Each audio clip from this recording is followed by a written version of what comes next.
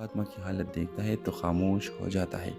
پہلی بار اسے احساس ہوتا ہے کہ انسانیت نسل اور حیثیت سے بڑی ہوتی ہے۔ فاطمہ مرنے سے پہلے ریحانہ کی خط دیتی ہے جو اس نے سلمان کے نام پر لکھا ہوتا ہے، جس لڑکے نے میرے بیٹی کے سہارا بن کر میرا بوجھ ہلکا کیا وہ میرا بیٹا ہے۔ سلمان وہ خط پڑھ کر رو پڑتا ہے۔ ڈرامے کے آخری منظر میں سلمان پوسٹ آفس کے باہر ریحانہ کو خط دیتا ہے، پہلا خط جو اس نے اپنی زندگی میں لکھا ہوتا ہے۔ میری ساری عمر دوسرے کا پیغام پہنچائے، آج اپنا دل بھیج رہا ہو۔ اور ریحانہ خاموشی سے وہ خط سینے سے لگا لیتی ہے اور اس طرح ڈرامہ سیل کا اختتام ہو جاتا ہے۔ ہیلو ویور، سلمان ایک پوسٹ آفس میں کام کرتا ہے۔ اس کی دنیا خطوط، ڈاک ٹکٹ اور لوگوں کے رازوں سے بھری ہوتی ہے۔ وہ روز سینکڑوں کو خطوط باندھتا ہے مگر خود کبھی کسی کو خط نہیں لکھتا کیونکہ اس کے دل میں برسوں سے ایک ادھورا جملہ دفن ہے۔ ریحانہ اس علاقے میں رہتی تھی۔ اس کے گھر کی حالت کمزور ہے اور ماں شدید بیمار۔ ریحانہ دن میں ایک اسکول میں کا کام کرتی تھی اور رات کو گھروں میں ٹیوشن پڑھاتی تھی۔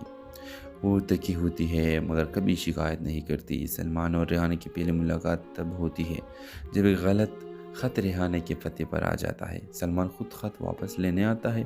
اس خط میں کسی نے لکھا ہوتا ہے، اگر تم نے سچ نہ کہا تو میں ہمیشہ کے لیے چلا جاؤں گا۔ یہ جملہ دونوں کے دل میں اتر جاتا ہے۔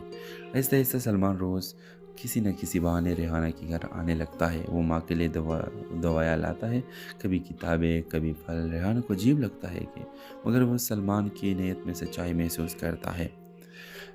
اکرم، سلمان کا باپ، اسے سمجھاتا ہے کہ غریب لڑکے سے تعلق رکھنا مستقبل خراب کر دے گا مگر سلمان پہلی بار باپ کی بات نہیں مانتا۔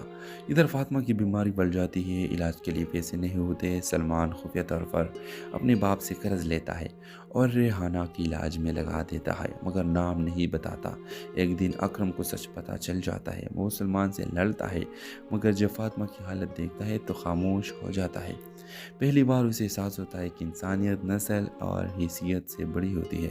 فاطمہ مرنے سے پہلے ریحانہ کی خط دیتی ہے جو اس نے سلمان کے نام پر لکھا ہوتا ہے، جس لڑکے نے میرے بیٹی کے سہارا بن کر میرا بوجھ ہلکا کیا وہ میرا بیٹا ہے۔ سلمان وہ خط پڑھ کر رو پڑتا ہے۔